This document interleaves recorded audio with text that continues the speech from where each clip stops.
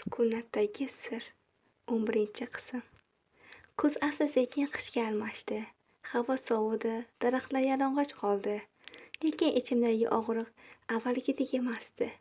U hali ham bor, lekin endi meni ezib tashlamasdi. Bir kuni eshik taqilladi. Men kitob o'qib o'tirgandim. Yuragim bir lahza tez urdi.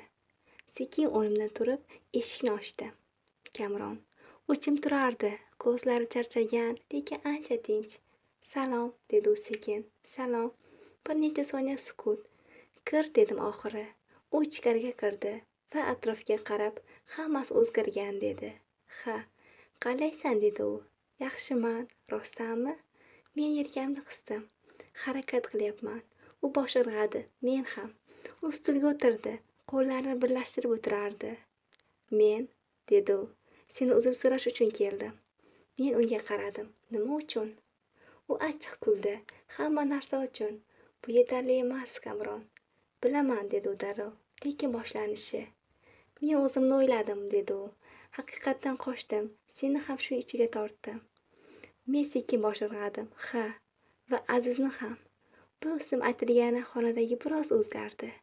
"U qanday?" dedi Kamron. "Yaxshi", dedim, "onasi bilan." Va u chuqur nafas olib, "Yaxshi. Sen uni sog'indingmi?" dedim. U kulimsiradi, lekin ko'zlari namlandi. Har kuni bu javob samimiy edi. Men asta, "Sen yomon odam emassan, Kamron." U darrov qaradi, "Lekin yaxshi ham emassan. Biz hammamiz o'rtadamiz", dedim. Keyin u sekin, "Men yangi hayot boshlamoqchiman." "Qanday?" "Boshidan, rost bilan." Men kuldim. "Qiyin bo'ladi, bilaman, lekin mumkin." U bosh irg'adi. "Sen-chi?" Men biroz o'yladim. Men ham. Kamron ketayotganda to'xtadi. "Dilnoza?" "Ha, rahmat. Nima uchun?" "Qaytganing uchun." Men unga qaradim. Kech qolgan bo'lsam ham, u sekin, "Ba'zan kech qolish umuman kechmaslikdan yaxshiroq." Bu gap yuragimga tegdi. Men bosh irg'adim va u ketdi. Eshik yopildi. Men yana xonaga qaytdim. Deraza yoniga o'tirdim. Tashqarida qor yog'a boshlagan, oppoq va yangi sahifa kabi. Men chuqur nafas olib va ichimda bir fikr paydo bo'ldi. O'tmishni o'zgartirib bo'lmaydi, lekin kelajakni hali yozish mumkin. Qor asta-sekin qalinlashib borar, ko'cha oppoq gilamga o'xshab qolgan. Men deraza yonida uzoq o'tirib qoldim. Ichimda g'alati sokinlik bor. Bu og'riq yo'qligi emas, balki uni qabul qilganim. Ertasi kuni ertalab telefonim jiringladi va ekranga qaradim. Mohira. Yuragim biroz tez urdi. Qo'ng'iroqni ko'tardim. "Allo?" "Salom", dedi u. Ovoz odatdagidan yumshoqroq. "Salom. Band emasmisan?" "Yo'q." Bir lahza sukut. "Bugun biznikiga kela olasanmi?" Bu taklif meni hayratga soldi. "Ha, albatta." "Yaxshi, kutamiz." Qo'ng'iroq tugadi. Men bir necha soniya telefonni qo'limda ushlab turdim. Keyin sekin jilmaydim. Bu kichkina qadam, lekin muhim. Ularning uyiga borganda eshikni Aziz ochdi. "Kelding", dedi u quvonib. "Ha", dedim kulib. U meni ichkariga tortdi.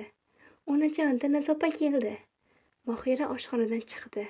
Ko'zlarimiz to'qnashdi. Bu safar unda sovuqlik yo'q. "Xush kelibsan", dedi. "Rahmat." Ichkariga kirdim. Uy iliq, oddiy, tinch. Bu yerda endi qo'rquv yo'q. Choy ustida o'tirdik. Oddiy gaplar, ob-havo, ish, Azizning bog'chasi. Lekin bu oddiy suhbat ortida katta narsa bor. Ishonch asta qaytayotgandi. Bir payt Mohira dedi. "Men bir qarorga keldim." Men unga qaradim. "Qanday?" "Bu shaharni tark etmoqchimiz." Yuragim biroz siqildi. "Qayerga?" "Boshqa joyga. Yangi hayot boshlash uchun." Men bosh irg'adim. "Tushunaman, Aziz darrov, lekin biz seni ham olib ketamiz." Men kulib yubordim. "Yo'q, men bu yerda qolaman." "Nega?" Men unga qaradim. "Chunki bu yerda hamma boshlanishim bor." U biroz o'yladi, keyin bosh irg'adi. "Mayli, lekin kelib turasan-a?" "Albatta." Mohira menga qaradi. "Bu qiyin qaror." "Bilaman, lekin kerak." Keyin u sekin dedi. "Men seni kechirishga harakat qilyapman." Ko'zlarim yana yumshadi. Men ham o'zimni. Bu gap ikkovimiz uchun ham muhim edi. Oradan bir hafta o'tdi. Ular ketish kuni. Men ularni kuzatishga bordim. Bekat, odamlar, shovqin, lekin biz uchun vaqt sekin o'tayotgandek. Aziz meni quchoqladi. Men seni sog'inaman. Men ham. Mohira yonimga keldi. Bir necha soniya qarab turib, keyin meni quchoqladi. Men hayron bo'ldim, lekin qaytardim. Rahmat, dedi u sekin. Nima uchun? Qaytganing uchun. Bu gaplarni eshitib ko'zlarimga yosh keldi. Poyezd signal berdi. Vaqt kelgandi. Ular chiqib ketishdi. Men ortidan qarab qoldim. Aziz oynadan qo'l silkitardi. Men ham qo'l silkitdim. Poyezd asta harakatlana boshladi va uzoqlashdi. Men bekatda yolg'iz qoldim. Lekin bu safar yolg'izlik boshqacha. Bu yakuniy emas, bu davomli edi. Men sekin ortga o'girildim. Shahar tomonga qarab yurdim. Qor ustida yangi iz qoldirib va ichimda aniq bir tuyg'u bor edi. Ba'zi odamlar ketadi, lekin ular qoldirgan o'zgarish sen bilan qoladi. Qor ostida qadamlarim shivirlar, bekatdan uzoqlasharkanman, ichimda g'alati bo'shliq va bir vaqtning o'zida yengillik bor. Ular ketishdi, lekin bu safar og'irliklar ajrashmas. Bu to'g'ri yakun. Kunlar o'ta boshladi, hayot yana o'z iziga tushdi.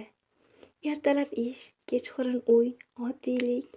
Bir paytlar zerikarli tuyulgan bu hayot endi menga tinchlik berardi. Bir kuni ishxonadan qaytayotganimda telefonimga xabar keldi. Azizdan rasm, u kulib turibdi. Yonida Mohira. Pastida yozuv: biz yaxshimiz. Men jilmaydim. Qisqa javob yozdim. Men ham. Sog' bo'linglar. Telefonni yopdim. Ko'chada odamlar o'tardi. Hayot davom etardi. Shu payt yonimda kimdir chaqirdi. Dilnoza. Men o'girildim. Kamron. U boshqacha ko'rinardi. Sokin, yengil. Salom, dedi u. Salom. Qalaysan? Yaxshi. Senchi? Men ham. Bir necha soniya jim turdik. Ular ketishdimi, dedi u. Ha. U bosh irg'adi. Yaxshi bo'ldi. Ha. Men ham ketmoqchiman, dedi u birdan. Men hayron bo'ldim. Qayerga? Boshqa shaharga, yangi boshlash uchun. Men sekin jilmaydim. Demak, hamma ketyapti. U kuldi. Balki sen tayyormisan? Bu safar ha. Men bosh irg'adim.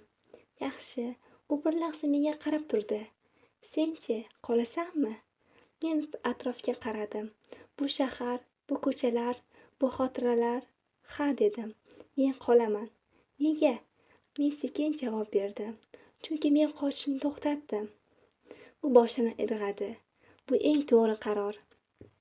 Xayrlashdik. Oddiy, og'riqsiz. U ketdi. Men esa yo'limda davom etdim. Oradan oylar o'tdi, bahor keldi, qorlar eridi, yangi hayot boshlandi.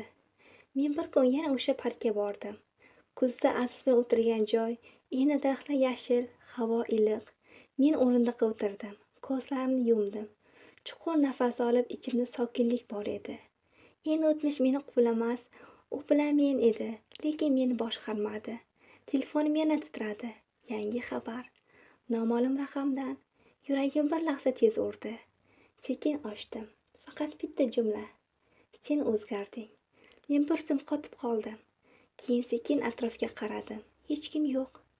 Shamol, daraxtlar, sukunat. Men chuqur nafas oldim va birinchi marta qo'rqmadim. Telefonni yopdim va sekin pichirladim. Ha. Keyin o'rnimdan turdim. Oldinga qarab yurdim. Chunki endi men bilardim. Hikoya tugamagan. Lekin bu safar uni men yozaman.